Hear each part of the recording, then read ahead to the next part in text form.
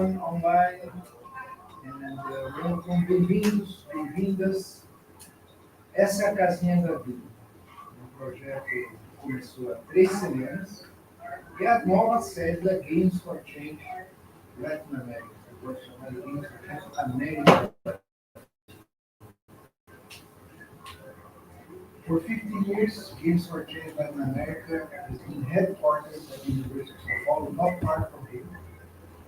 Started my career as a professor in the Department of Human Resources. But I think that the project itself matured over years, and we decided to move. At the same time, out of the university, and at the same time, going deeper into the University of São Paulo structure.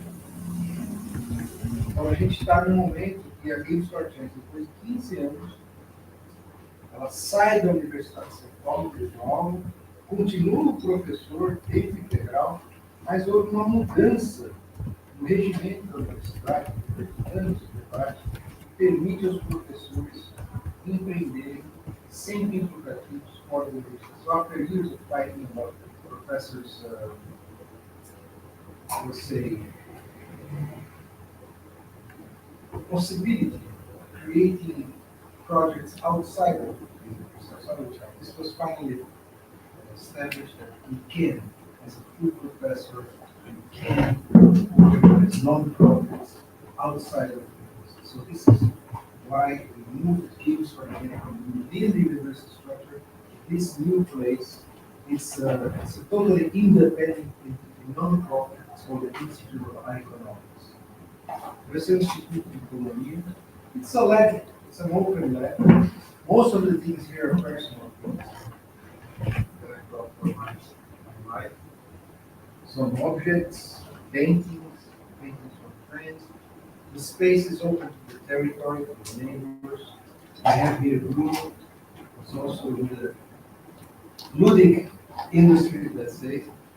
Então, a gente tem pessoas muito úteis para isso, muito presentes com vocês.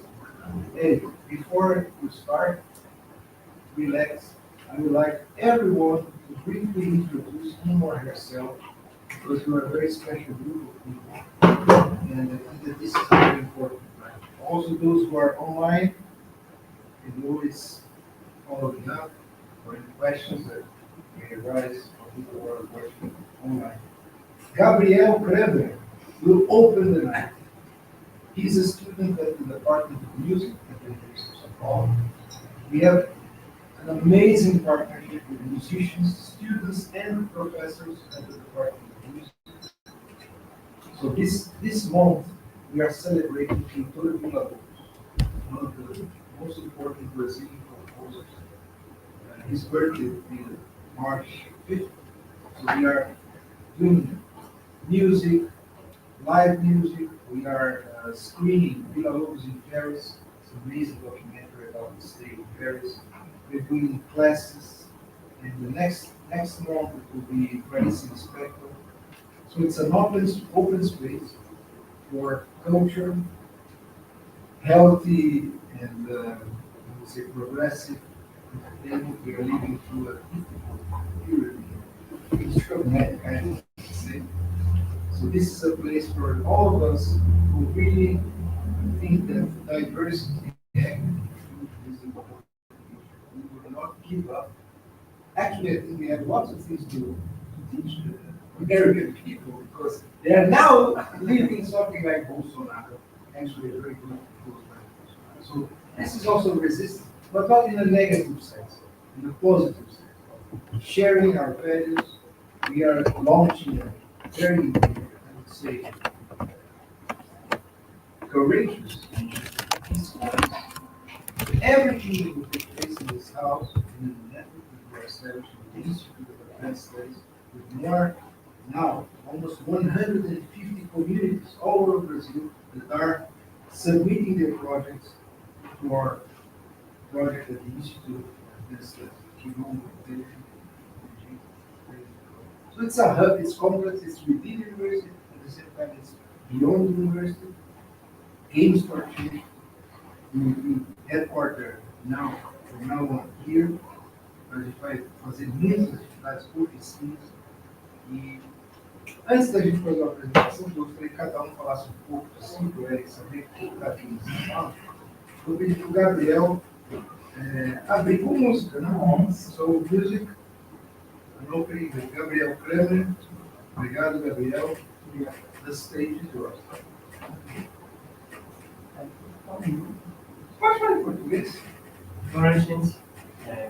Fiz uma seleção de 3 músicas, jogos que eu gosto muito. Então vou tocar aqui para vocês.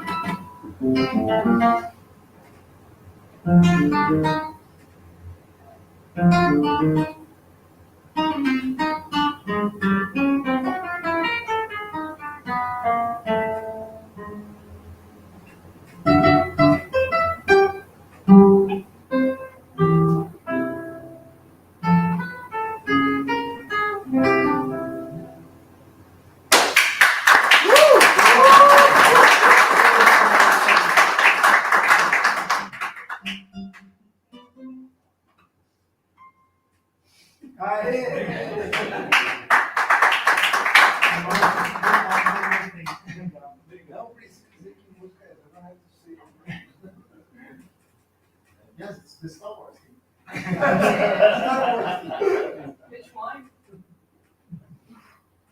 E agora eu vou tocar um medley de um outro jogo também clássico que eu gosto muito.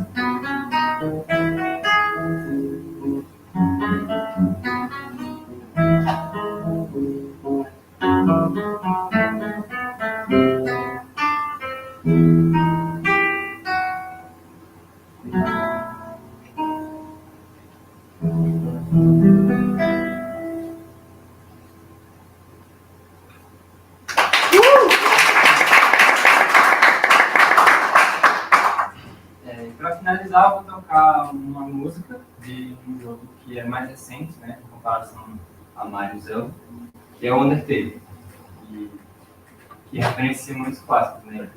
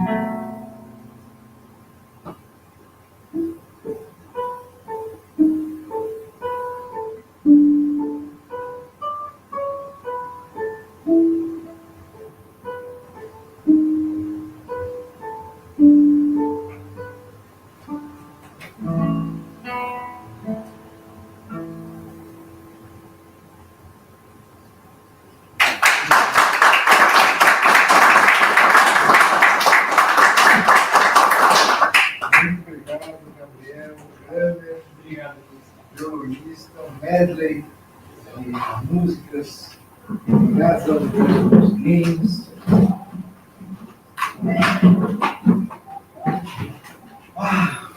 Inspired. Okay, let's start with Elo down there operating our camera. Elo is just recently joined the staff of Gilson for Change América. So please introduce yourself and then point the finger. We did the point the finger to the next one. You present more yourself. Okay, so my name is Eloisa, but everybody calls me Elo. I've been working as a game designer for 15 years now. So I started here in Brazil, then I moved to Berlin, worked 3 years there. And now I'm back to Brazil and wanting to do something different, and maybe start studying and teaching with the help of Gilson. And you next. Yeah. Why? It's the game. My name is Anna, but everyone calls me Graf, which is my surname. Actually, I chose it because it's a little bit more different. There was a lot of Annas out there, so differentiate myself a little bit. I'm actually a law student. That's like easy to believe, but it's a bit random. I ended up taking the class from Mr. Gilson, because it's the game production class. I love video games in general, and I do wish to work like in the future, I'll take the more legal aspect of it to work with. So I think that's about it. So if we're doing ladies first. My name is Simeia. I'm a student of a doctoral program in management, and my thesis is about the use of gamification in programs of training and development for human resource. And it's a subject that I love so much, and I'm so glad to be here tonight. So thank you. And the next, ladies first. Hi, I'm Juliana Pinheiro. I'm a lawyer, a law professor at the Federal University of Federal University of Rio de Janeiro. She came from New York. We have a long partnership. He was my co-supervisor in postdoc about the Brazilian digital games industry and its capability, networks, everything. And actually, I really like to break the rules. And we make rules as lawyers, so it's very interesting. It's a pleasure to be here with all of you and enjoy this group. Thank you. Thank you. Well, so you have to point your finger to Okay. someone else. Essa primeira. My name is Juliana. My name is Juliana Schwartz. I'm a physician and psychiatrist. I'm infant and children psychiatrist. I'm Gilson's partner, so I'm here like a mental health supervisor, whatever. Thank you, Juliana. Thank you for all your help, not only for my mental health, but for everything here that's taking place. Thank you very much. We are good forward and doing this together. Now you have to point your finger to someone else. So, depois? Sou female No, so ladies or done. your times, okay? My name is Gabriel Kramer. I study music at USP, and I play for you. I hope you enjoyed it, and I participate in a class with Gilson. He's my teacher, professor at USP, and it's a very cool class because it's game production, and I am very excited to be here and to learn everything about this subject.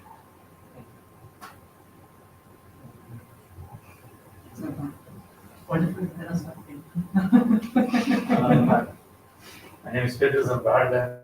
I'm a journalist, editor-in-chief of Drops de Jogos, a website which covers like the indie scene in Brazilian production and international production. I'm here to cover up all the aspects of this event, and I'm glad to receive Eric and Gilson and such good fellows and good people here. Thank you. Let me just stress that Pedro is also a political leader. He's recognized as a leader in game issues and also political issues. And he, along with some other fellows here tonight, we are launching this campaign. Gambling is not game. Gambling is not game. Aposta não é jogo. With the progressive network of games, we have a leftist organization which discuss with Fiocruz, with Gilson, with some different actors about doing good dialogue with government, with the social militants, sort of thing. Aposta não é jogo. Gambling is not game itself. And to explain that gambling is not a game. Okay. I am Rodrigo Dominguez, also known as Spy, or Spy. I returned to the games scene after 7 years of absence.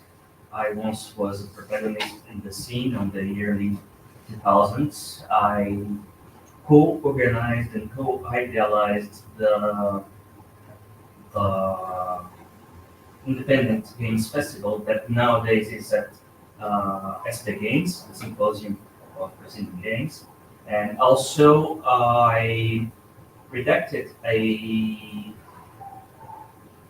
document that kindled the formation of other games. Unfortunately, something. Yes.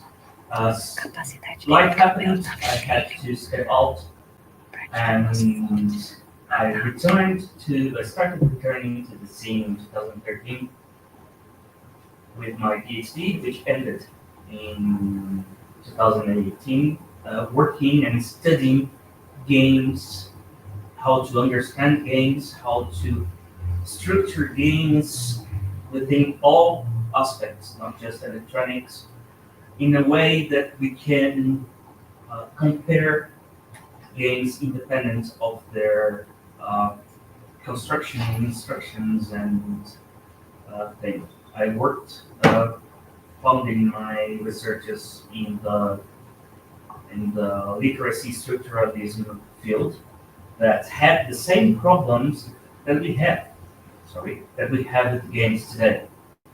We still do not have a proper taxonomy to understand and to compare and to analyze games. So I planted the seed and it's growing, which I started the project Gamegenesis to develop the ludoliteracy in society. Applying the tools that I started developing in the PhD and providing services to the gaming community. We have mentorship, academic mentorship, we have consultancy services. And now we are starting the middle of our first step, which is the social and scientific communication about games. And to start this return and officialize this process, we are launching the campaign today. The Gambling is Not Gaming, Aposta Não É Jogo, or Bets Are Not Games also. And I hope to provide a fertile ground for game researchers, which I wish I had. So yeah, I'm in the progressist side of the things. I want to make things easier and more prosperous for those who comes after me. I want to make society understand games better, lose the prejudice they have with games and electronic games more specifically, and help the Games for Change and you developers, associations, lawyers, researchers, physicians, and everything game related. So I took philosophy classes to understand better what I had to do, what I have to, how to think and how to behave towards you. And nowadays I'm a undergrad in journalism to better communicate what I need to transmit to you. Pointing a finger, okay. Marcelo. Thank you. Hello, my name is Marcelo de Vasconcelos. I'm a professor, researcher, and occasionally game designer at the Rua das Foundation, Rio de Janeiro. Today I'm having the honor of being Eric loyal sidekick, spotting him from Rio to São Paulo, and then tomorrow back to Rio de Janeiro, where we have him with our international course on game studies at G4C. Fiocruz, it's the oldest and biggest public health institution in Brazil, and have been consistently producing games and reflection adult games. So we think that it could be a powerful player to help to make games more accepted as part of society, as a normal, as a regular thing of human beings, not only as an industry, but as something like part of our story, our culture, our way to interact with it. So it's nice to be here. Okay. Okay, my name is Marcos Gonçalves. I've been in the gaming industry for 14 years now, more than that. I used to be the chair for IGGA São Paulo from 2011 to 2017, something like that. But I had a lot of hats during this period of time, from volunteer to events organizer, and then to chair of the organization. After that, I tagged along with the Hold Studios, that is a really famous studio in Brazil, and we created a place called Indie Warehouse. That was the very first cluster, co-working, and acceleration space for indie developers. It was the very first that Brazil had. After that, I went to Portugal to do my master's, and the master had to be stopped because of COVID. It happens, and then I got back to Brazil, worked for 4 years at Funcom, working on the Dunia Awakening game that is almost ready to be launched, but I'm not a part of the team anymore. So yeah, and now I am here back in Brazil to got once again in the scene to check what is happening and to see how I can help. Vai lá, amigo. I'm Marcelo Rigon. They call me Rigon only. I have been in the industry for 21 years now. Just a second. One of the other ideas of our Beach for Change award.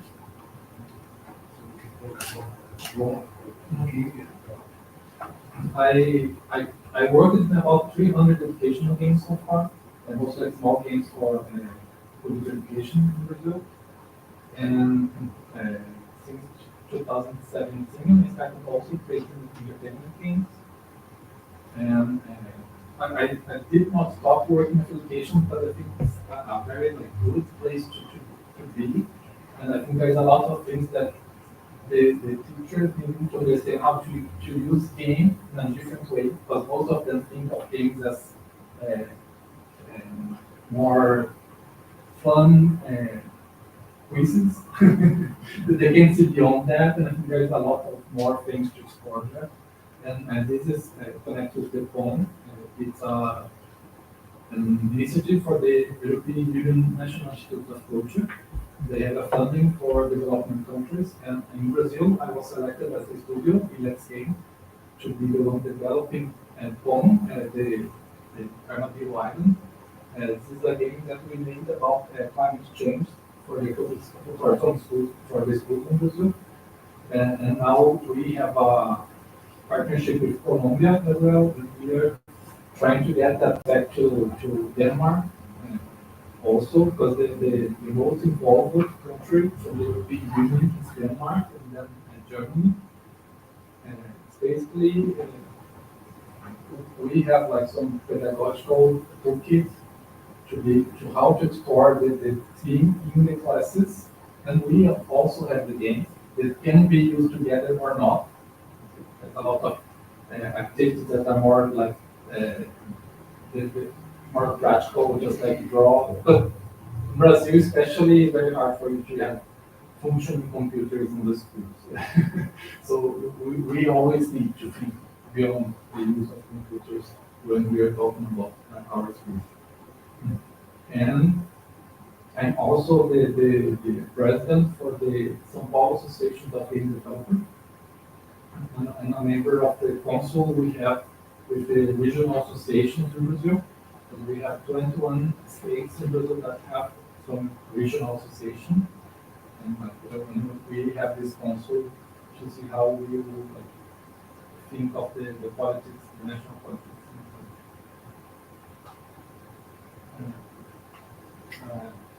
Hi guys, hello everybody. My name is Taz Mariano. I'm a game developer and programmer. I've been in the industry for around 8 to 9 years. I've been doing little stuff, like nothing big, like it's quite hard to measure to all these people here doing awesome things for the industry and everything. But I've been back to Brazil for a little bit more than a year, and I'm trying to come back to the game scene and try to be more part and try to help like a lot of people to improve this great scenery we have and make things better for everybody. Yeah. Hello everybody. I'm Eduardo Psique, that people coming here to. I am a game designer since 2017, specialized in VR, in part of very big projects, but also very passionate independent ones. I'm also a teacher for a project from the government of São Paulo called Fábrica de Cultura, to translate as Culture Factory. I've been the first game developer teacher when we started doing a game development courses there. And I've been doing that for 10 years. Going to these places and teaching a lot of very cool kids about game development. Last year, I could structure and release a course called Games Factory. We released the games on lockdown last year, which is the first technical course, free technical course of game development that we have so far. It's been doing great. And I'm part of a social movement in Brazil called NPST, as a brigadier. So a little bit, for people who know, it's a little bit to the left. Landless workers, yes. Movement of the landless workers. But it's a urban one, not the rural one. And that's it. That's it from my end. Thank you, my friend. Oh, my name is Pedro. I work in the University of São Paulo for about 22 years in the institute called Institute of Brazilian Studies. And I play since I was 4. That's it. Just to stress one point here, Pedro is participated last 5 years in a group of fellow professors and staff at the University of São Paulo who were really aware of the acceleration of change in the internet and the digital culture. So we formed a group, a WhatsApp group actually, that started discussing how could we press forward the university to adopt more innovative and to update actually the digital policy of the University of São Paulo. So we've been discussing this for almost 4 or 5 years, and now that is the project that is kicking off at the Institute of Advanced Studies. The Institute of Brazilian Studies, Instituto de Estudos Brasileiros, is one of the most important cultural institutions in Brazil. It hosts memory of most important writers, Collections, archives, libraries. It's a huge archive of Brazilian culture at the University of São Paulo. And one of the things that we've been discussing over the years is how to do some sort of gamification of those archives. So Pedro is very active and has been a very strong supporter of our projects, and we are now kicking off this. So thank you for being here. Now I have to point your finger to someone else who is. Hi. Thank you. I'm Bruno, also a gamer since birth, mostly. I've worked with actually video game publishing, not design, for 20 plus years up until the pandemic. Mostly with esports, but community management in general. Been advised games for 7 years and other companies. But then after the pandemic, I switched to analog games. And now currently I try to help modern board games to have critical mass in Brazil, sort of, like help people to get to know that. I have a board game school for kids and adolescents, teens. Not far from. Not from here it's called Universo. We have after school programs with modern board games for kids, RPG programs, Pokemon, because of demands. And we're also helping schools to bring games to kids' day-to-day life, other than chat, right? Modernize, bringing the modern board games to their attention.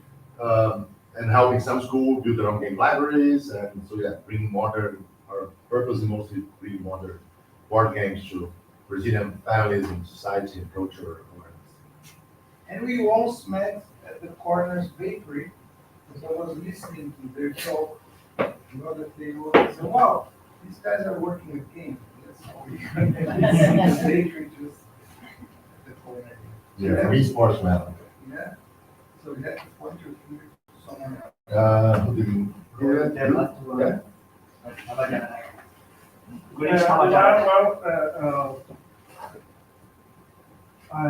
My English is not so good. I am good in Duolingo, but no speaking. Well, my name is very funny for the Brazilian people. My name is Tabajara. It's you see? It's a Indian native name from Brazil. I have grandparents Indian, and I am I am an artist and artist teacher. I started with games in 25 years ago when I worked with a tech toy enterprise. I do some pixel art for games in Mega Drive, Sega Genesis, and then when the tech toy not produce more games, I come to the movies. I do some animations. I work with TV commercials, and I found an art school in the internet, a free art school in the internet. I give classes of art, of the history of art, and 3D, free for 15 years. And so some people call me influencer, it's the name today. But now I work on a Change enterprise. It's an enterprise of games who created a lot of games of words, educational works, games. I work in do the art, do the 3D, but not how game designer. I have a group of friends, and with this group we create some games together. And is this okay? There's someone online also. Someone online, okay, online. So Pedro Vitiello introduced himself. He's a psychologist, and he uses games as a tool and a methodology to mental health treatments through socialization of the socialization that playing allows. And he already has a question, so I'm not sure if okay. So he's asking Eric if he's been watching positive results or negative results in the use of this kind of methodology for mental health. Okay, so we haven't even started talking already. Yeah, let's continue the talk from earlier today. Hey, the house is yours. Thank you so much. Really, really thank you. Really, really thanks. And this is just the kickoff of a wonderful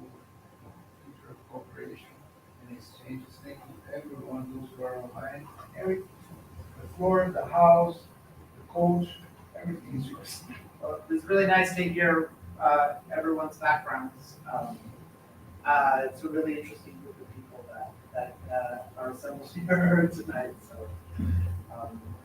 I have nothing prepared, so I'm not sure what we're doing. Yeah, just, whatever, react to those profiles, or, just, well, I'll do the talk show thing. Okay. So first, you are not even 24 hours in Brazil. We arrived this morning. Yes. So from that experience, how do you feel Brazil? How do you feel the São Paulo game scene? From what people you've met, how that connects to what you've been doing? What kind of impression you have? Very raw. You not even 24 hours. You're going to spend a few days in Rio. But from what you've seen, how do you feel now? Wow, Is really it like coming to this is all like the way from New York? the reporters like with it. Yes. In English, you say, "I got your question." What's my impression? Well, I wish I had more sleep so I could show you an impression. But I came here overnight on a plane and I didn't take sleep last night. So I guess I would say, well, I mean,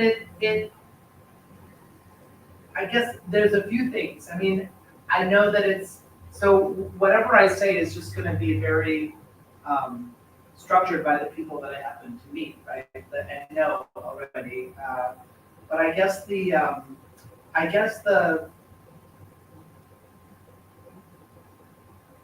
it seems like there's a lot of interest here in sort of mixing the research and use of games and deployment of games with people that are also just studying game development and design, right? That I think that it seems like there's an interesting overlap of all of these sort of people. I mean, I think even in some of what how you introduce yourselves. Well, you did some commercial development, but you're also interested in community building, or you're also interested in serious games. So it's very interesting that there's this sort of mixing. I think I find in the United States or North America, it's a little bit more like you're in commercial development or you're in the games for change world. And so it's a little bit more, segmented.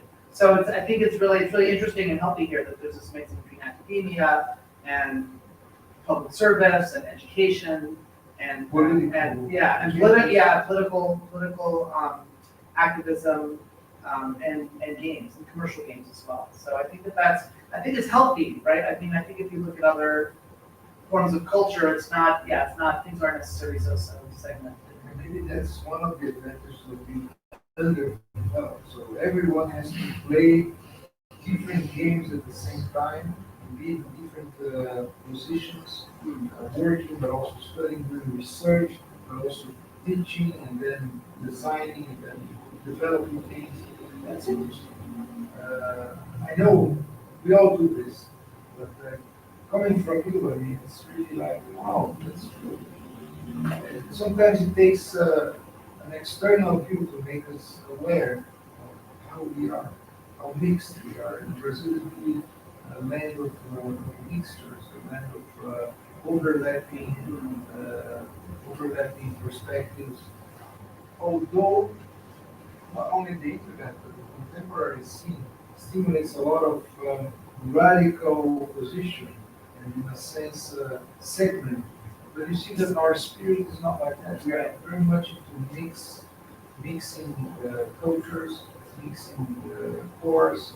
At the same time, you run a game studio, but you're also an activist. Right. So that's interesting, the way you capture that.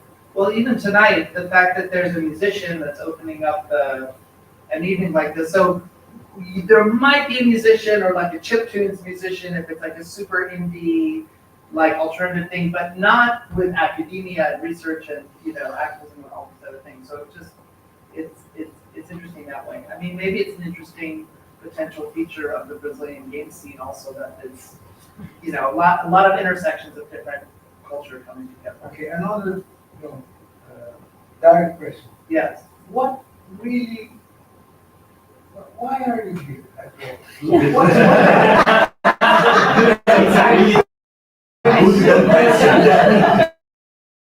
So I'm going to present. Yeah. Fine here, come on.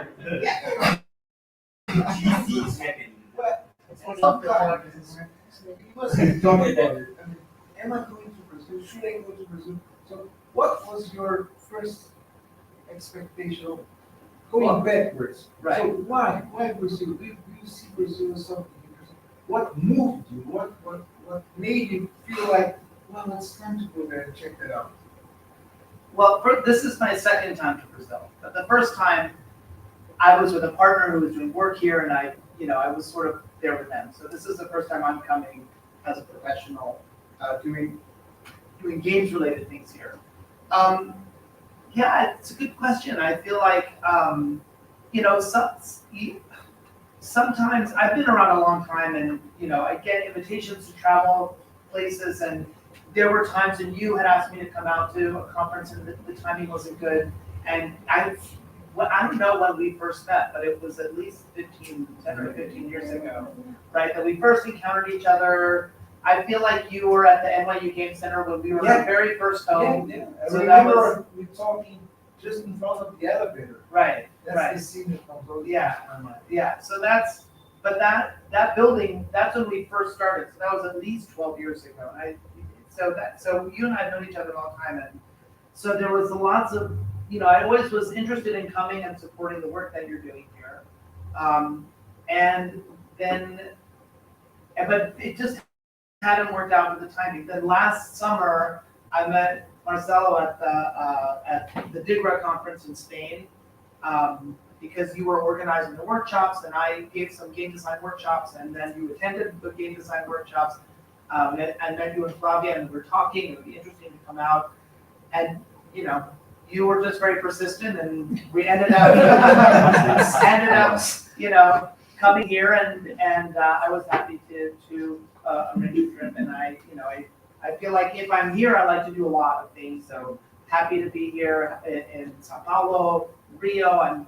I'm doing a lot of things over the next several days. Like, Indeed you are. yeah, workshops with high school students, meeting local developers. I'm giving another lecture. I gave one earlier today. I'm giving another lecture at the conference in São Paulo, and then also a 3-hour workshop on game design there. So, but I'm happy to do all these things and get a sense of the scene. So I'm just arriving, so it's a little bit, it's a little hard to answer your question. But I'm also really, I guess there's a lot of things that I'm thinking about.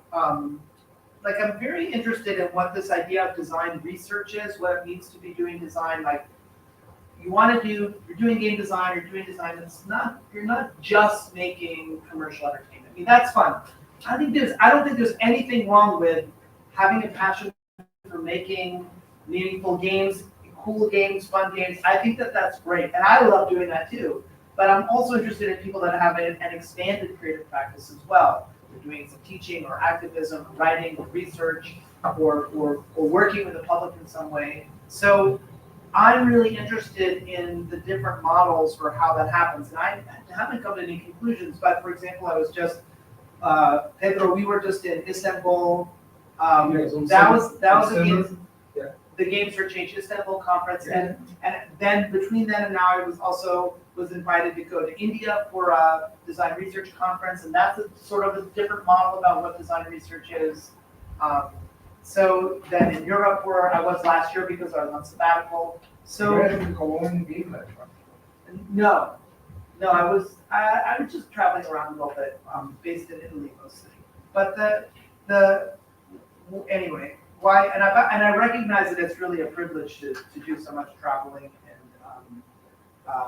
I don't want to take it for granted. So I don't want to seem like, I'm like, I don't know, strolling around the world. So but what interests me about specifically these questions of design research is, for example, in part of the talk today, I was presenting some new ideas that I hadn't before, which are about really thinking about how design research happens and how people do design-related research, and what a game design methodology is. If you're making a commercial game, you start with an idea and then you prototype it as quickly as possible. And then you figure out, is this working? Is it not working? Do we have good ideas? Actually, we didn't have good ideas, but this other thing turns out to be interesting that we didn't expect. And you proceed. If you're trying to do something innovative, there's no shortcut. You can't design it in advance. You have to play test and iterate and prototype. And that, at least for me, that's my methodology. That's what I teach. But I think that oftentimes when people are trying to do games for change, games to sort of accomplish something in the world for education or games for social good, that the requirements of trying to create something that is has a specific impact can be make it very difficult to make the creative process very difficult. That if you're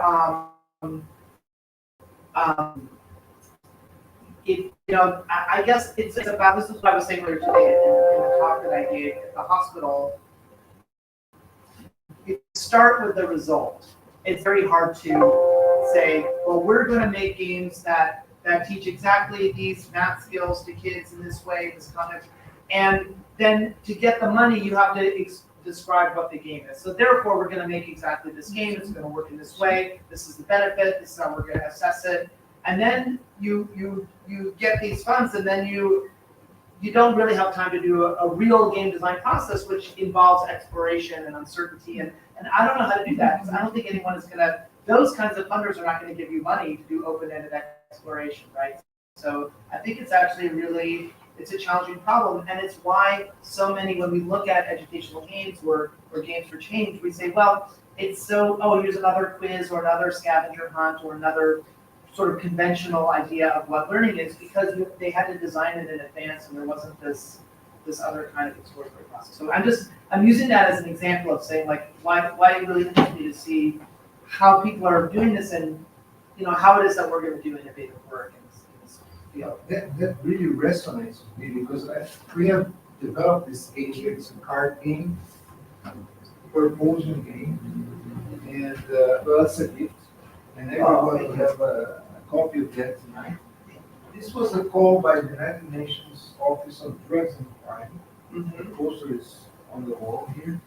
It was a campaign just on the door. Okay, so the UNODC. Can I open this? Yeah. UNODC published a call for non-digital games that will be part of an Education for Justice campaign. Local Education for Justice. I presented a project that was exactly the design methodology that we've been discussing. I told them, I want to go to a public school. You spend 1 year writing the kids. You proposed a process. Instead of a product. Instead of law. Right.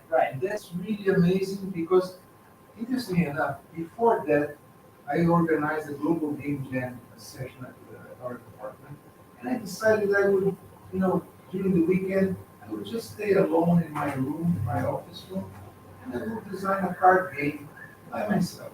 And I designed the game and published on the global game jam site, etc. When the UNODC call was published, I said, I will propose something like that, but I don't want to propose a result. I want to propose a process. And we spent a whole year visiting the school and discussing with the kids what kind of game, what kind of card game. Really, lots of sessions discussing with these kids.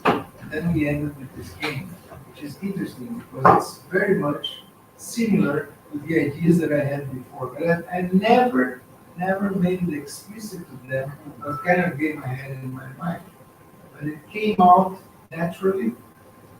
Through an interaction, it was not just me, it was a group of game designers and students of game design. We spent a whole year exchanging ideas and developing a game. We ended up doing this game. So this game is about challenges, proposal, challenges of justice.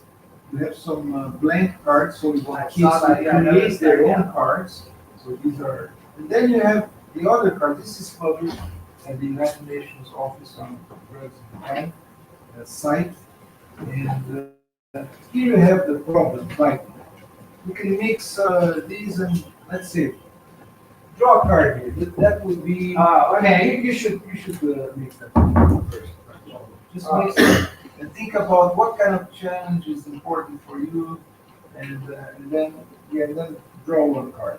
Okay.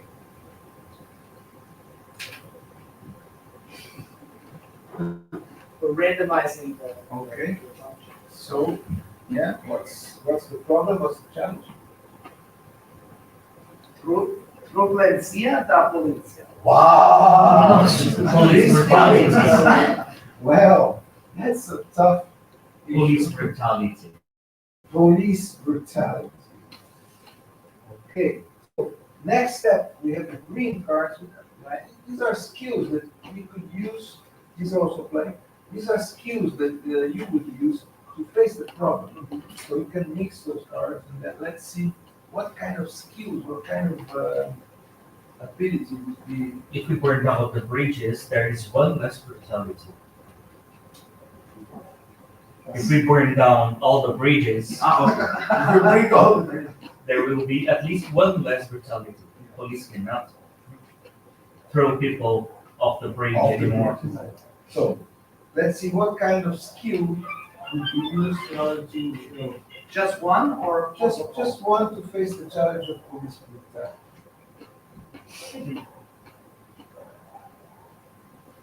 Civil brutality. Wow. That's weird. Yeah. Alimentação de qualidade. So it's good nutrition. Okay. If the police, if the individual thinks about joining the police, has enough nutrition from the start, all individuals have enough nutrition from the start since babies. There will be less things to concern about that. Lots of people join the police force for two reasons. It's easy to get new, That's the point. and it's easy to get authority. So if you need to fight to not stay hungry, you will need to establish some kind of authority to others, so you can have some control and such. You see this with family chiefs, and the nutrition, you have one less thing to worry with. You have all the rest of life to worry. In other words, peace and justice depend on the quality of our nutrition. And if we are malnutrition, if we are hungry, you know that the Brazilian government has been trying to fight. Right? If you are hungry, you are violent. Mhm. If you don't have enough good quality nutrition, you're hungry for everything. You lack everything. Your own body is not prepared to deal with life. I believe it can also be seen as a metaphor for payment. For pain, Yes, police is famously underpaid, and usually funding for the police. I'm not advocating for funding more the police. However, usually the funding for the police goes to repressive equipment and weaponry, and never to the working class. So you have these people with authority, and at each week they have a little bit more weapons, and they're still very frustrated because they are, again, underpaid, which is highly connected to police corruption, and they become these very powerful individuals with very little to lose. And I believe it's also and of course, connected to the drug wars, drug trafficking, drug addiction is one way out of hunger. It's one way out of hunger. So police brutality is directly related to this impossible situation we live in Brazil, where the majority of the people malnutrition, and they have to feel like, well, I'm feeling some sort of happiness or some sort of gratefulness in life. Drugs.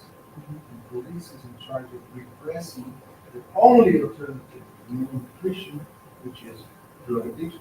Do anyone want to talk about this? Yeah, starving thief. It's a non-criminal here in Brazil, but for policemen, it's a crime. If you go to the judge, it's not a crime. And the second, it's just an expression that we know a lot here in Brazil. When you have some bill of traffic policeman, hey, put the coffee here for me. Yeah. The coffee, it's some money. Right. So that's the idea of this game. A little coffee. Have children in our schools to draw the cards. I wanted to hear what Graf Oh, yeah, said. yeah, If I understand, you have to use one card to fight with another. Okay. Everybody say a lot of good things, but when I first thought about it, I think, oh, I give it the left to one team and fight against the policy. Okay. This game can go to the side, the fun side of the thing, and not necessarily think about the problems. You think about this in this game. Yeah, although the drawings are quite, the art direction sets quite a kind of a serious, it's not a playful, depiction of police brutality, for example. Graf, what did you?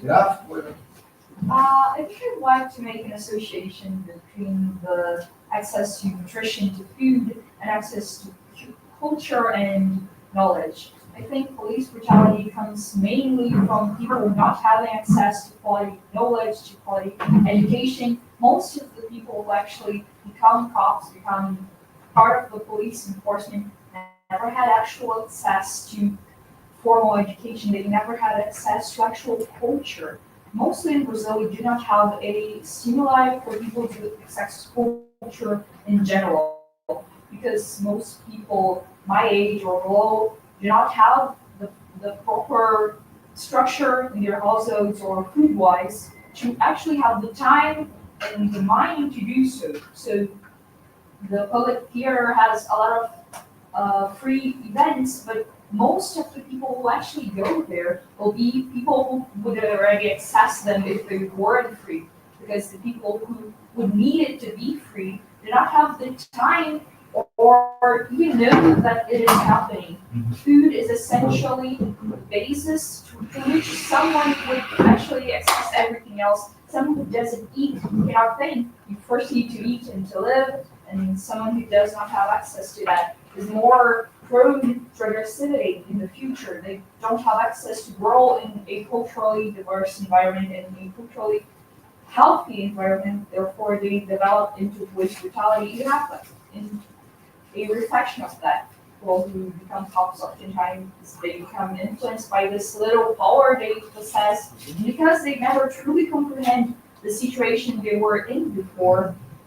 They tend to abuse this power. I think if you comprehend culture, would never be, let's say, in the right wing of politics. If you comprehend the structure which creates the society we live in, and so I think that's a part of the phenomenon for right-wing people who vote against their own rights. And I think food could be seen as a part of that. And having food would diminish police brutality, even if it didn't diminish police itself.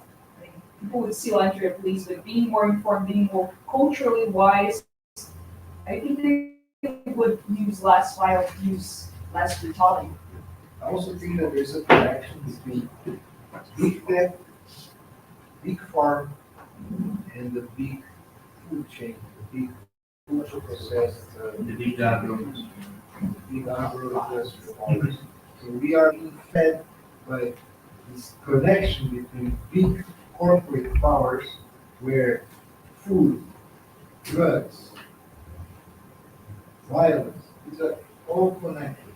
And this affects the game industry as well, in the sense that big tech is connected to big pharma, to food and nutrition. There is, Juliana's been doing research on that. That's what in the medicine research area is called gut-brain axis. So there is a connection between the gut and the brain. Many physicians say that the gut is the second brain. So violence is lack of culture. Brutality is anti-civilization, anti-civilization, anti-culture, anti-education. So, well, that could be, a subject for the students to discuss and to create these connections. And of course, the teacher will be there to help them, develop that. I always, when I draw these cards, I'm always surprised by the combinations and how the game itself is a process.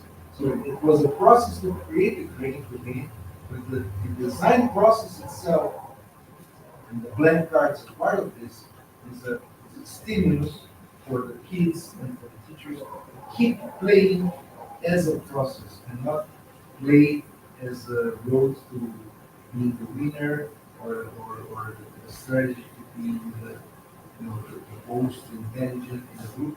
It's a process of discussing. So we are distributing this game in public schools, and that's exactly the idea. Game design as a process, and games as objects or cultural objects. And it's a political behavior. Changes in political. On that note, I have a really design question that we can only mention because they have this unreplicable experience, which is, do you feel that there is some still unexplored or underexplored ways in which games can actually change society? Just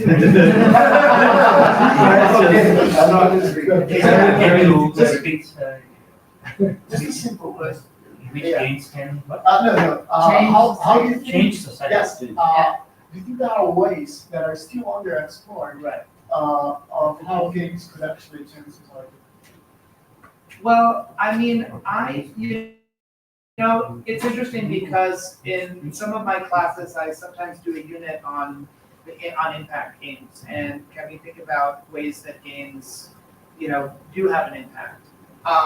And it's very hard to find in the literature a kind of like a typology or ontology of here's different ways that this media can affect culture. Certainly with games, here's different ways that this game, and yeah, I actually think that it's kind of an unanswered question. So it's absolutely, I think, very wide open. I mean, there's lots of ways to answer that question. But I will say for this class that I teach, because I don't feel like there is like here's a list of ways, that there's this idea that when you're doing activism, or proposing an activist project, that you propose a theory of change, right? Which is like, well, I believe that this project will make this change in this way. There's lots of ways of doing that. One way of doing that is with I don't know if the grammar is the same in Portuguese, but have you heard of so that change? So you say, like, for example, you say, well, children will play my game so that they will be exposed to this kind of thinking, so that they will improve in this skill, so that they will improve in their general language skills, so that then after school they will have this set of skills, so that later in life when they're trying to use language, so you can create, so that they sort of, either improve themselves or their communities in some way, but it starts with them playing the game and then it ends with sort of a larger change. So that's one way of constructing a theory of change. Yeah, Ram? I think I'd like to first add into this. I think there's a huge gap in educational video games for adults. I think mostly the educational and activist projects end up directed towards children, which is great and is essential, but I think there's a huge gap in those games directed at adults. I think it is something that needs to be covered, especially since the population is getting older and it is a major part of society. Another thing, I'd like to ask if you think about the possible negative impacts of games and gamification certain. Sure. I have not done answering the first question though. I did say, let me say a couple more things first. I think so that's one thing is sort of, I think that if what you're doing, I guess what I'm trying to say is that if what you're doing is that you're trying to design something that will have some kind of impact, and really trying to think through what is the process of impact is part of the design problem, right? And again, just as we were saying, you can propose something and that you also have to kind of explore that and see, right? It's not something that you necessarily come against. I think another part is that there was a lot of hype early on in the earlier sort of generations of Games for Change. When games were, the expression in English is a silver bullet, meaning like it's a small thing, it's like a magical, I just shoot this one bullet and then I guess it's a vampire, right? But it's like, it's just, it magically destroys the problem, right? So I guess I would say that we don't think about books that way. We don't like, a book is not, oh, a child reads this book and then they have all this change their mind and behavior, they learn a skill. It's, no, a book has to be deployed in a very particular context, like in a school, as part of a larger curriculum with a teacher, other students, what are they doing with the book? It's like one part in a whole system, right? You're analyzing it, you're discussing it, maybe you're doing some creative writing to the book with the book, it's a play, you're acting out the characters in the book. So many ways to use it, but it's not like the book itself doesn't do anything. It just sits on a table. And even if you read it by yourself, it doesn't necessarily do anything. But the fantasy of games was that games, because they're active, it's like you just play through the games and you get through all the levels and you've learned all the algebra. And I don't believe that games are like that. I mean, even this game requires facilitation. We're here with a room full of sort of experts, right? So we sort of took it to a high level right away, but that wouldn't work in a classroom. So that's another thing, is that I think that we have to sort of get rid of this idea of that the game is all by itself. But every designer does that. Any good architect is not designing a building in the matrix. They're designing a building in the real world. They're looking at the history and the context and the people. Maybe they don't build something new. Maybe they're renovating using local materials. You have to think about the site, as architects say, right? So that's part of design. But I think a lot of times educational game designers are just trying to design silver bullets. I like to make an analogy. Games and tools. You wouldn't trim your nails with a hammer. But a hammer is a tool. You will trim your nail with a trim, with a sandpaper, whatever. It's the same with the games. You won't train your brain with Doom. You will train your brain with Brainage, with Sudoku, with Beziu. You won't vent your frustration with Sudoku or Beziu. You will vent your frustration with Doom. Questionable. Sudoku's pretty stress relieving. And Doom, well, your reflex. Yeah.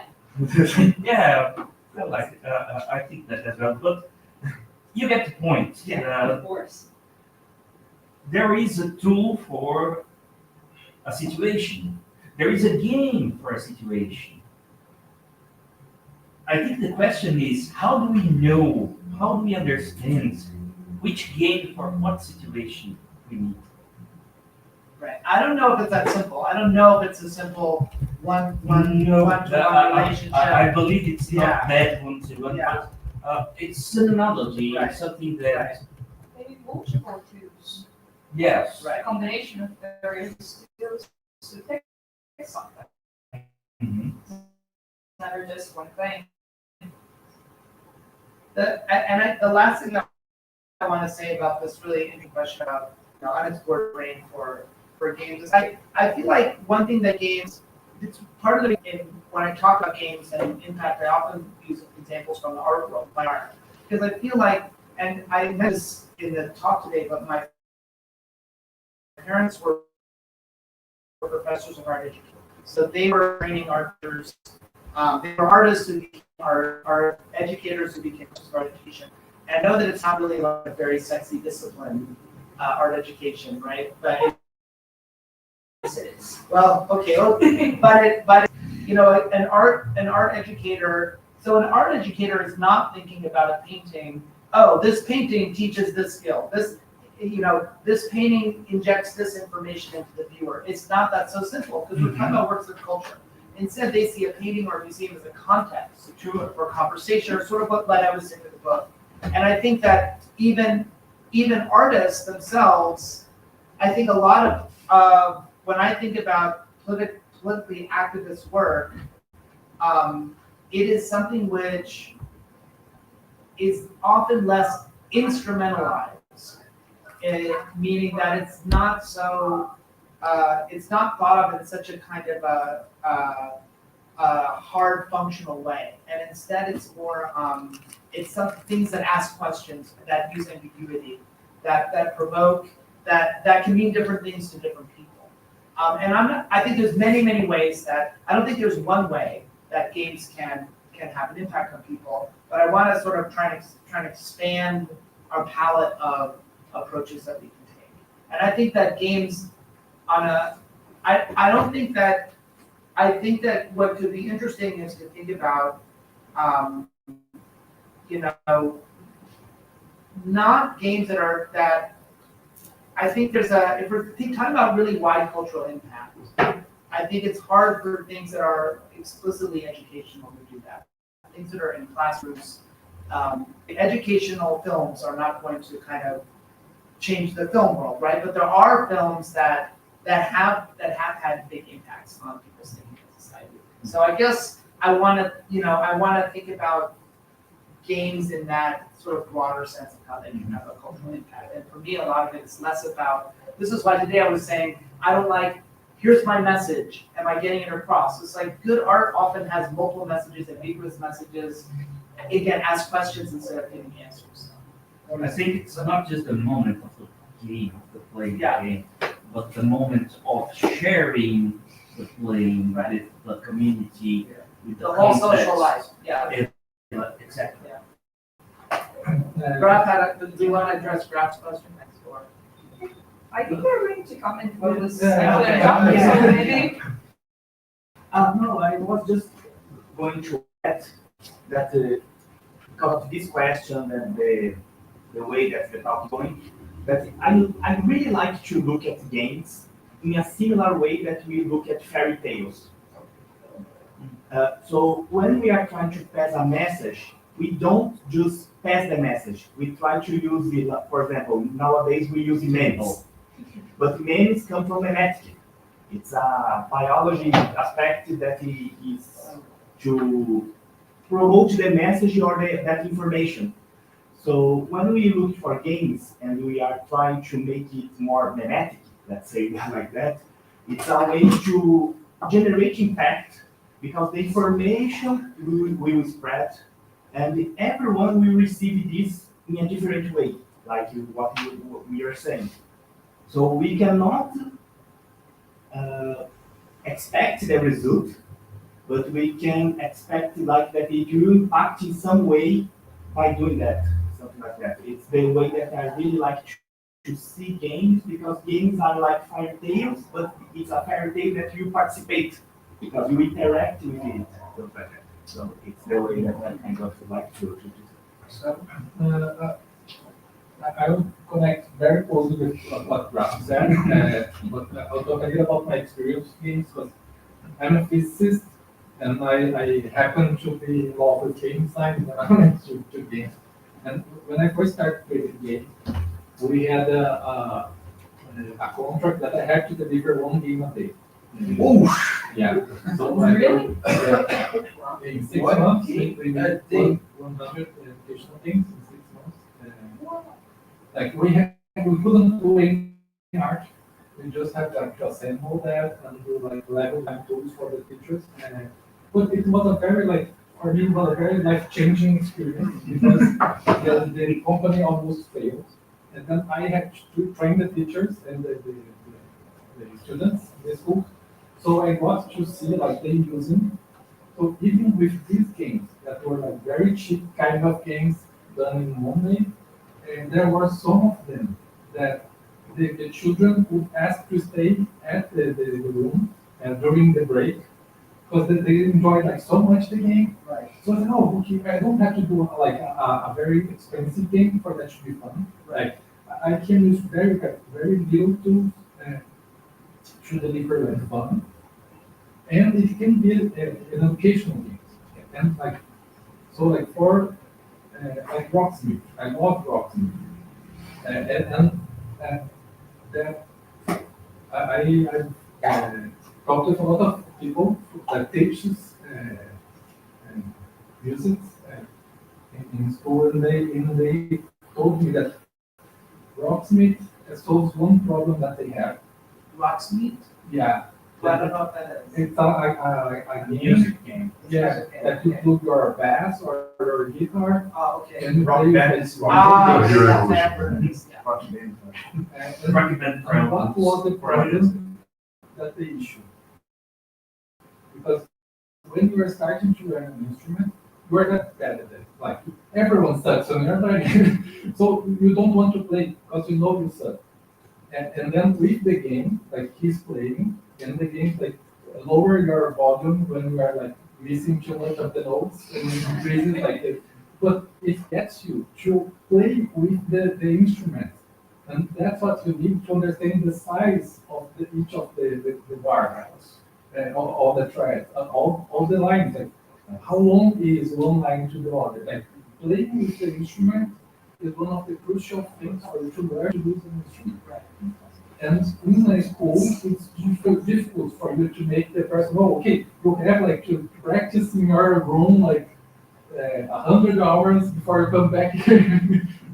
So games can have you these experience things that maybe outside of the context of a school has not a strong impact, but with a school, it can have a major impact, even if it was not meant for education. In Brazil, we have Tainá Felix, that I love the work of Tainá Felix, and she will be in Estudos, in Rio de Janeiro, and she had a OGM that would teach games for education, and what she would do, so she would not create games or make or take educational games into school. She would teach the teachers how to use commercial games in the context of the classroom. So ask your, let's say that now everyone's talking about Assassin's Creed. Right. Ask your students to make an essay. What's wrong in Assassin's Creed Shadows that just released? So they are looking into this game, and they can use that as a tool to learn more about history. So maybe we have to stop thinking of the game by itself. Right. Right. I mean, I think there's many interesting things in what you said. One is that process that you described of making a game a day. That's an amazing, ninja training or something that you go through, right? And then you also realize, 1 out of 10 of these the kids like, right? Yeah. But that's such a great example of what we're talking about with process. So why aren't people proposing our team is going to make a game a week for 6 months? And we know most of them won't be good, but they're acknowledging that that's what exploration and experimentation could be in a design process. So I think that, because you know what, commercial companies do that. Every commercial company has a stage gate process.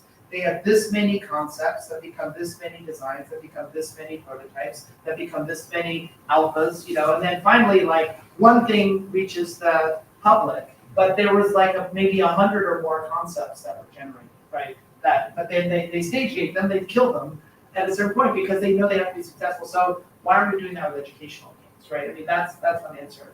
I also think, Marcus, what you said about what you said about the guitar game is really interesting too. That just playing the game and time on the instrument. I remember hearing, I think it was Danny Hillis. Did he help invent like parallel processing? Some famous technologist. He was speaking at a Games for Change years ago, and he was saying that he was talking about. He sees all these people playing. It was when Guitar Hero first came out and Rock Band were new games. So he was saying like, I see them playing and they're really playing and they think they're playing music and they're enjoying these classic things. And that's what he says. But at least some of them end up learning real rock and roll guitar. And the audience was like, oh yeah, yes, that's true. That's a good thing. And then I just had a weird double vertigo, because on the one hand, at first I thought, well, yes, everyone in the audience is saying, oh, we all know that's a good thing, playing rock and roll guitar. But 50 years earlier, rock and roll guitar was seen as like the devil's music and like the fall of civilization and over-sexualized or whatever you want to say, right? So kind of music was just seen as like, but today, sort of things have shifted. And so we no longer see rock and roll as somehow like the gutter of culture. We see it as like everyone is saying, yes, of course, it's a human value and it's a form of important human expression. Every child should be playing music and listening to music, making music, composing music. We simply see it as one of these sort of the valued arts, right, in culture. Even as we were talking about here, the idea of culture, right, and public theater. And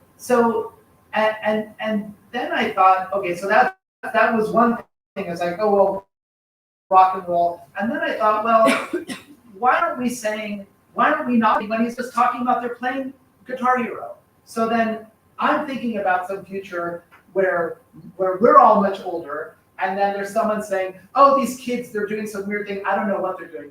They're poking themselves through their skin and making this weird thing, but at least some of them are getting into video games. And then everyone is saying, oh, yes, of course, we all know video games are this sort of valued culture. So anyway, that's also part of, I think, what I'm doing, and also part of thinking about how games can have impact, trying to think about educational games, the way we think about film and fine art and literature as having an impact is sort of trying to elevate games up to this idea. And we're sort of kind of there, kind of not there. I guess the whole thing about gambling and bets and games here is people feel it's dragging games back down, right? So a lot of it is about this, the kind of cultural status of games as well that has an impact to it. Okay, so any questions?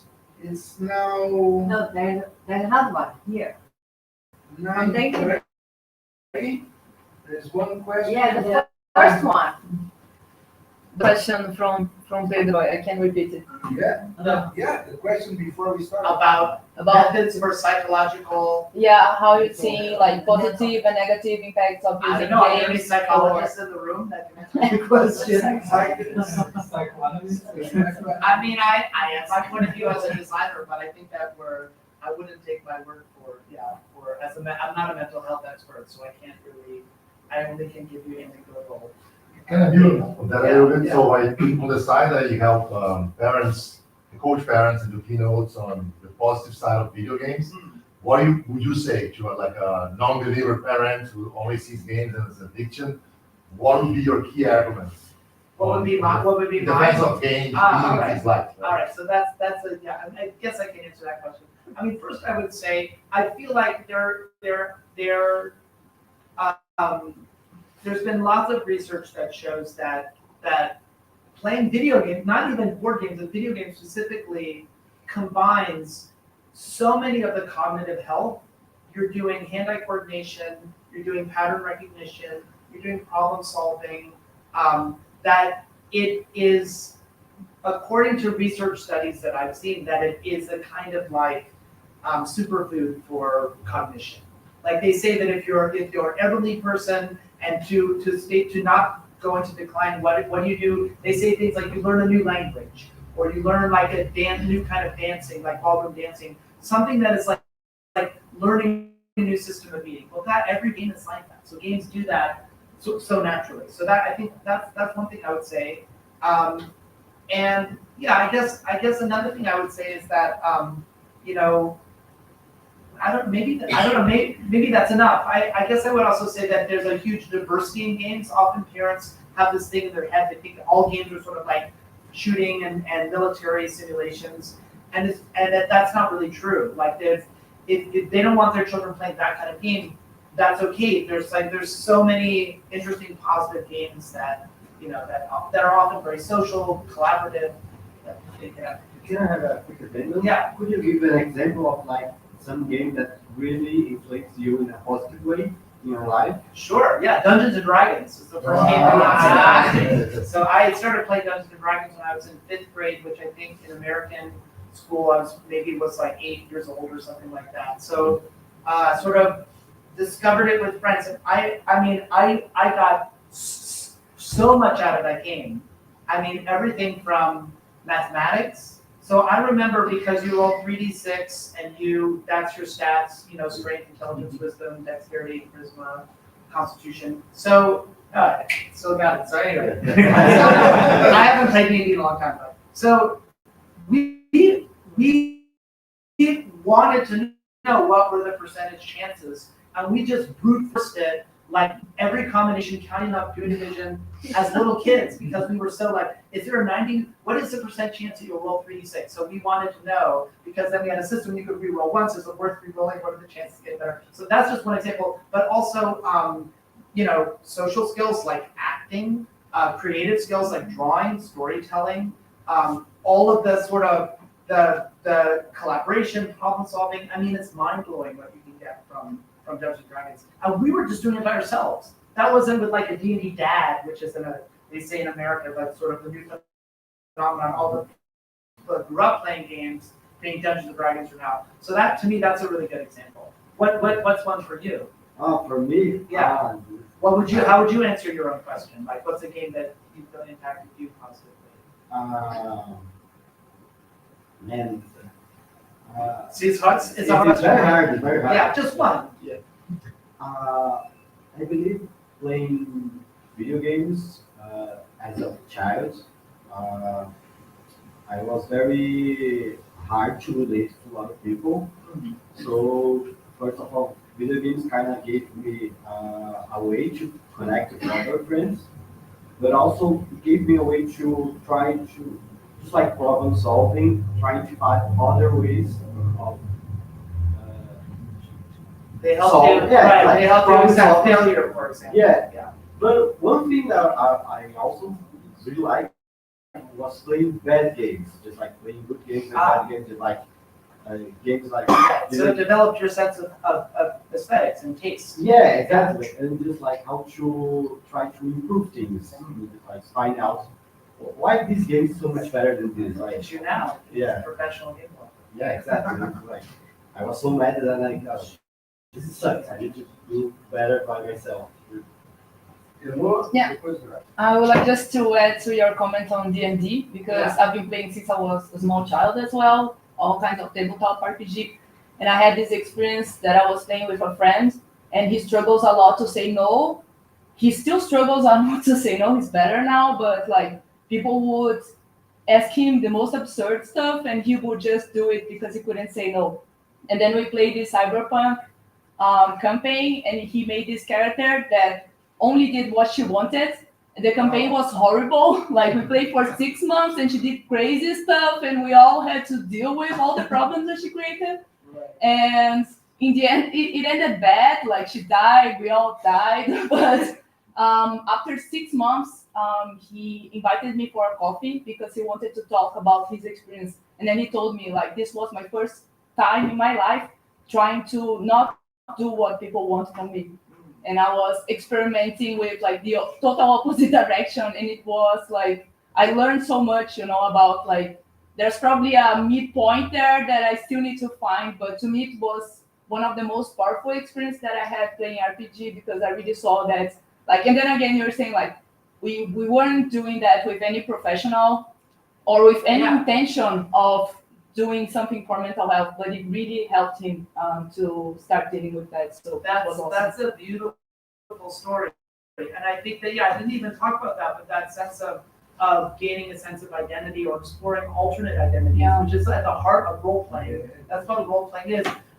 In my experience, and again, I'm thinking about as a kid, I feel like we were exploring sometimes our idealized selves, like who we wanted to be, and sometimes our transgressive selves, who we couldn't be in real life. And it sounds like in your friend's case, it was kind of both at the same time. And that's maybe why it was so powerful. They were transgressing against what they felt their inclination was, but also trying to move themselves into a space that they wanted to inhabit. So that's really, it's a really, really cool story. First, I don't think it's add on to the comment. I learned English through video games, actually. Totally from video games. So that's really interesting. Really shows the potential or the length you'd go to actually read comic books. I'd like to restructure my question, which I did before, about the negative impacts as well as the good, and also the aspect of adults and video games. Starting with an example, he cited the new Assassin's Creed game, and during the production and the publicity for this game, there was a lot of polemics in regards to the two main characters, which is a woman and a black man. And I think it really shows how the video game community can sometimes be really toxic and stimulate young people to be toxic. I think that's a potential that we need to discuss because it's something that really happens and it's something we as, like, supposing we're trying to advocate for games for change, should be trying to stop as well as why we create new products which will positively influence society. In practice, most adults, we think, have a formed opinion, but that's not necessarily true. My grandmother used to be a history teacher, Brazilian history, and she taught during the dictatorship in Brazil. She was actually like surveilled and shitty things in life. And somehow nowadays she's extremely far right wing. And that's a really sad thing because I knew her before and she progressively became worse and she's a perfectly sane person. This is not a state of decadence of mind. She simply changed opinion radically from someone who was extremely progressive and taught history from someone to someone who doesn't believe in the history she taught. She was a victim of the dictatorship and still no longer believes in it. And I think we really need to talk about the internet and the video games as... Oh, and you're saying that you feel she was influenced by the internet or social media? Yeah, I mean, she was influenced. She took those WhatsApp groups and social media now, and suddenly she was a completely different person. And I think video games also have this potential. Any girl who plays onto online mods, for example, will see that they're extremely toxic.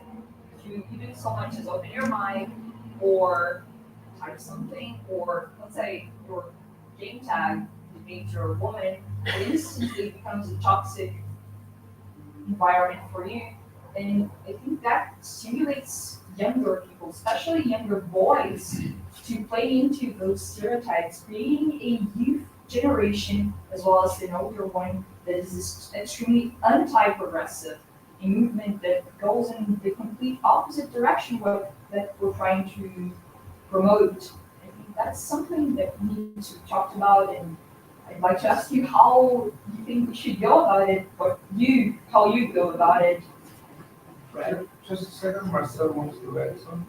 I want to get a bit more context to the question, because I work. I did my PhD in a health institution.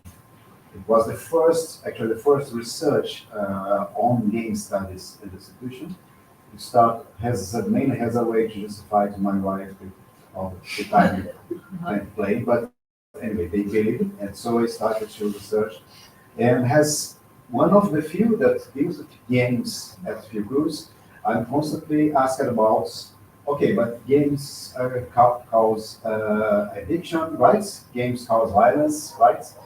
And all the time you have to keep repeating the same things. The research don't show anything like that. We have to be careful what the media says about all the moral panics and of the issue.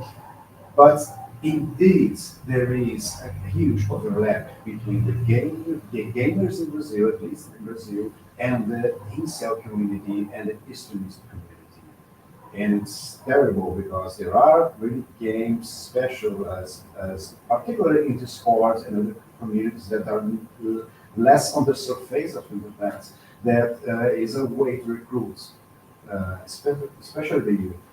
So we see this kind of thing, and there are a lot of people worried about the violence that are in games. But I think that's actually should concern us. There are very few people researching this. Is the violence that we are bringing into the games, into the game communities, because these older guys, because of a lot of different facts, they have these distorted views about reality, about women, about different ethnic people, and so they started to entice, especially the youth, with games, of course, nice game conversation, and then start to distill this kind of things. So I think it's a major problem in health, the health side, but also the legal side, of course. And so in this thing that she discussed about your grandma, right? It's very, very common. I heard of someone who was actually tortured during the dictatorship, and now he is far right now. So it's something that people are still struggling to understand. Well, I have, I can say, yeah, here's the one simple solution that will fix all of the problems related to social media and those things. I mean, it's a very pervasive problem. I think that I don't see this as coming from games, but I see it as sort of part of a lot of the problems with social media and the way that people get informed today, that they are informed through friends groups and through sort of fake news sources and things like that. And there's been so part of it is about journalism and, the fact that social media has degraded this idea of journalistic ethics or trusted sources or just journalistic institutions. But I think there's a lot of overlap between games, video games, and all of the sort of toxic internet culture, because video games are so much online, and they are so much about sort of anonymous interactions with people. But yeah, it's a huge problem. No, I'm sorry, I don't have the answers to everything. I don't want to say I'm just a game designer, but it's important that we're it's something that we're aware of, and it's something that we study and look at. But does anyone know? Is there here's the solution to the thing to do? I don't think that exists right now. I would say that I don't have a solution, but I would add something. Just to give a little more of context about this relation. I think there are two major things to be taken in consideration. One of them is that the games, by a lot of not important things, it was like a more like excluded main person space in the past. So they kind of like pushing back like women from trying to occupy this place, and that made some kind of reaction. But there is another important thing that happened, I think 2010, that's the Gamergate, because the Gamergate regulation was an experiment from Steve Bannon and the Cambridge Analytica that used the gamer community to start experimenting on these far-right recruiting techniques. Yeah. So it started in the ecosystem of games, and it created a lot of problems, especially for Zurichin and the expertise in Brian. But it was just like a start that we began with games, but only like because it was a very like online space that they couldn't experiment on, and now it's not exactly there. There's a development that doesn't happen in games, but can in the media around games.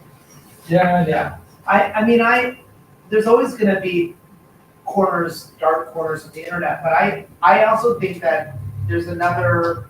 I just was listening to a long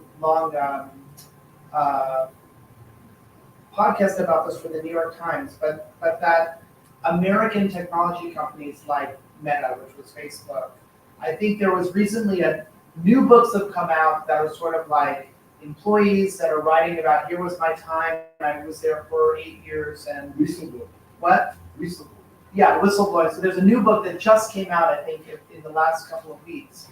And for example, this person said that there just was a hunger to increase the audience, make money, and all of this stuff about, we really want to do that. Well, it was just bullshit. And it really was ridiculed within the company, devalued. They would fund things and not do anything with them. And that they were always basically not funding their own regulatory systems that might have put a stop to like the huge waves of bad, like fake news and just false claims and things like that maybe influenced your grandmother, right? So, and that's in Facebook or Meta, which is like the most vanilla, mainstream kind of sort of innocuous social media. And so I think that that's part of it too. I'm not for censoring media or controlling media, but I do think that there's laws about false advertising, right? You can't make false claims in advertising. So it's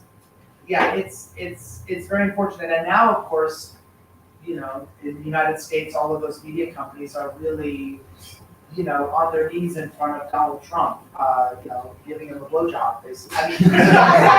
I mean, he's bringing them into his, come to my inauguration and coming to my office, and it's disgusting, So anyway, it's really, I don't know. I don't know if the problem's going to get worse before it gets better. Well, I think maybe from Brazil there will be some hope. Let me put some fire. I'm now researching with professors in Mozambique about digital abandon. Apathy? No, non-digital. Digital abandon. Quitting the digital. No, not quitting. When you keep the children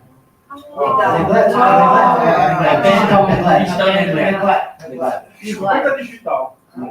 Traduz chupeta digital. Eu uso muito esse Digital termo. pacifier. Like children Right. left You're alone leaving them in front of digital Yes, devices. yeah. Digital babysitter.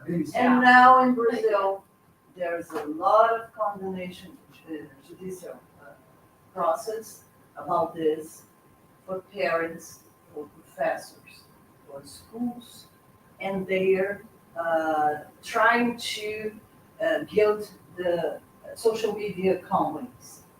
They have good lawyers, nothing is going on. But in Mozambique, there was a huge case, and we are making research about that. So I invite all of you, if you have some material about that, because it's a very interdisciplinary question, problem. And all the time they are talking about the guilt of digital games. And I think it's a misunderstood, and I think the way you rationalize in your books about the game design can change the way that people think about games, the prejudice about games. Do you have any research about that? About the prejudice about in games, something like this? The prejudice inside of games or the sort of cultural status of games? Both.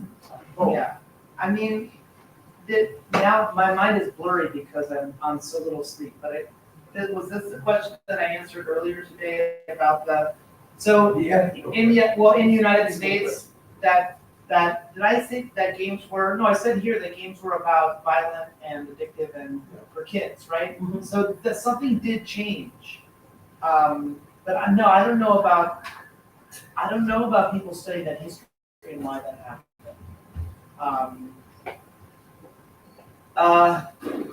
Maybe scapegoat. You have so many other factors. About digital games, I don't know. I read a lot, but what I've seen was always the media always treating video games, electronic games, as childish things and such, and things change, of course. But for board games like backgammon and chess and also card games, there is a book by Gina Bloom, Gaming the Stage, in which she traces a parallel about how games fostered the theater scene in the Victorian England.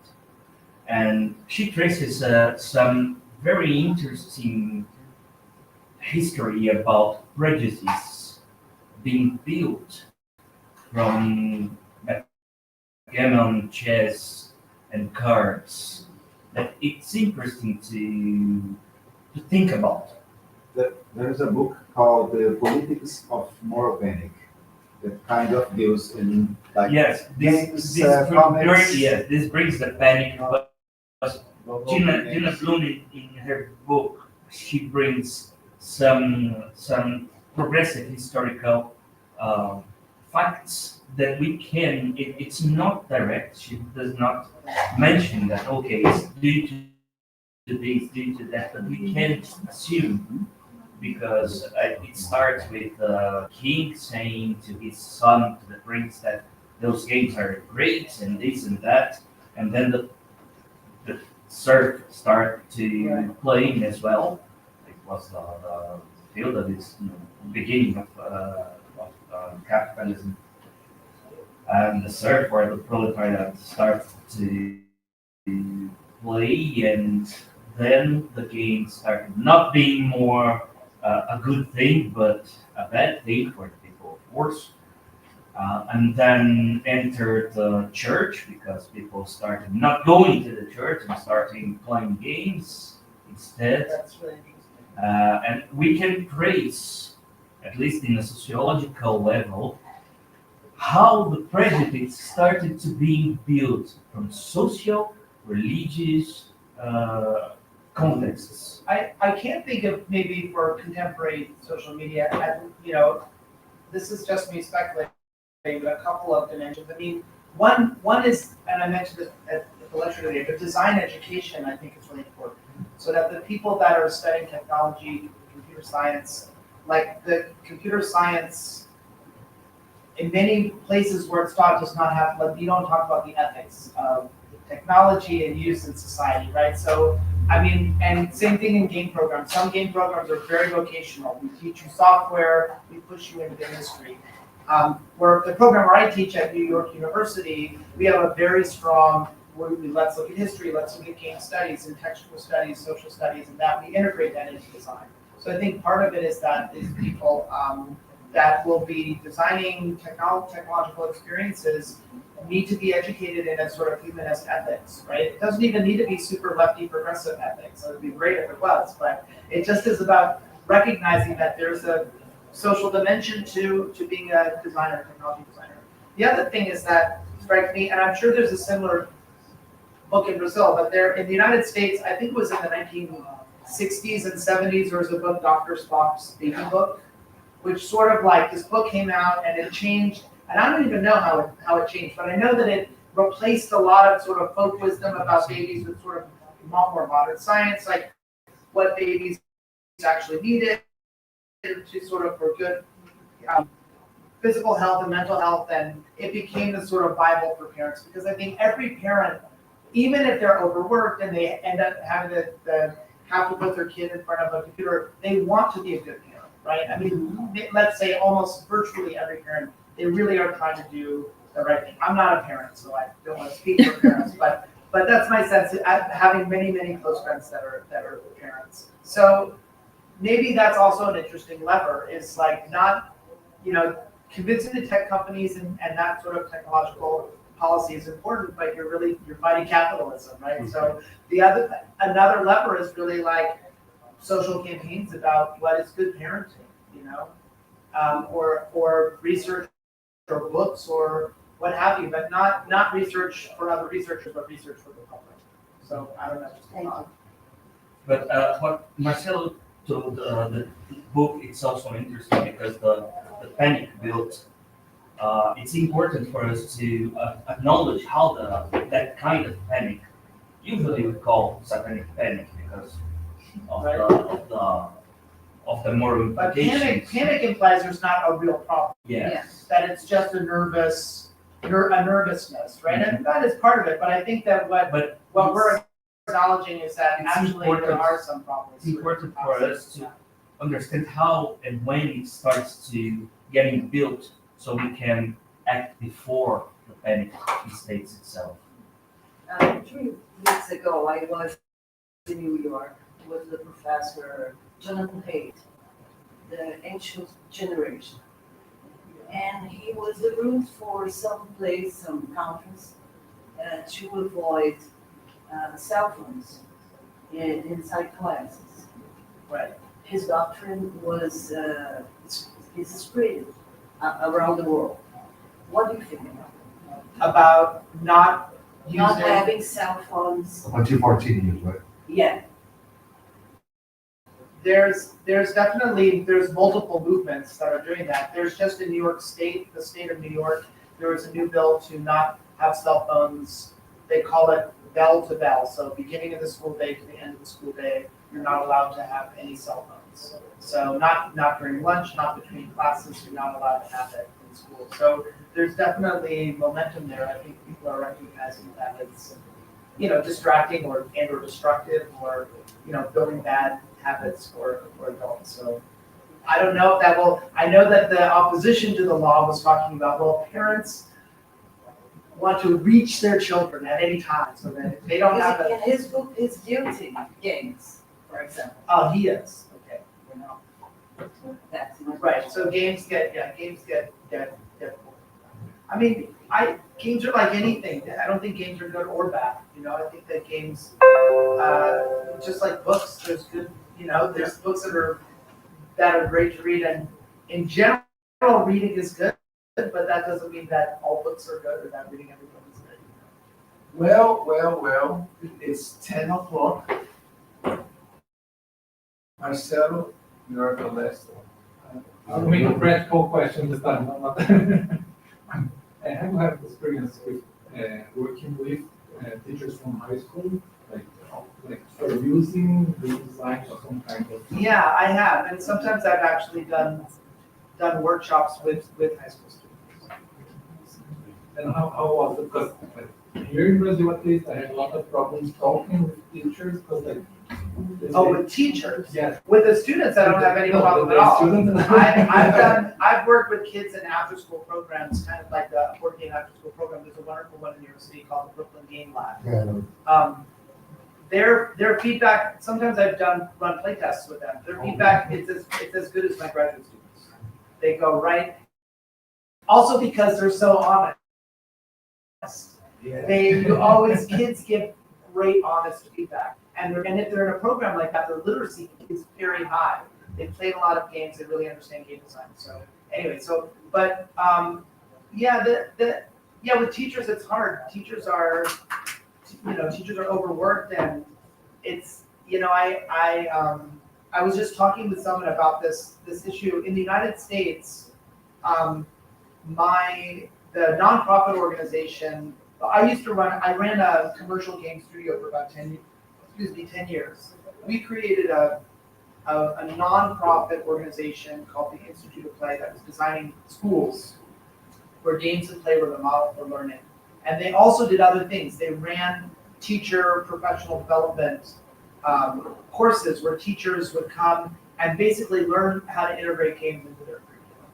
But the thing is, in the United States, teachers in public schools in most states are required to do, let's say, every year, 6 hours of professional development. So they're looking for a class I can take or a workshop because I'm required to, and then it's paid for by, you're required to do it, so we're paying you to do it. So they would pay the nonprofit organization. So, but I think it's different in Brazil. There's not that same structure. So yeah, it's hard. I have no idea what the I do know that over the years, just like I said, the D&D dads, I don't want to genderize it because there's plenty of great D&D non-male players as well, but that basically as gamers grow up, then it's a healthy thing, right? Which is another answer to this question of, the cultural status of games. But I feel like with teachers, it's the same thing. Many of the teachers for years were like the youngest teachers because they grew up playing games. They weren't scared of them. They sort of knew how great they were. So it may be just a generational shift has to happen. Okay, it's 10 o'clock now. And, well, I'm so thankful. You can, of course, stay around for a while. And thank you so much. Thank you, Ed. Thanks for Thanks, everyone. and congratulations to Gilson on the Games for Change.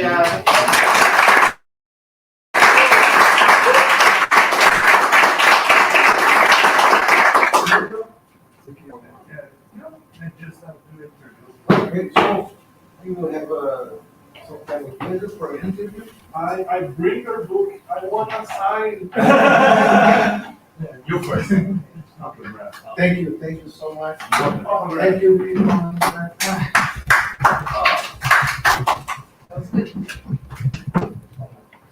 Houston,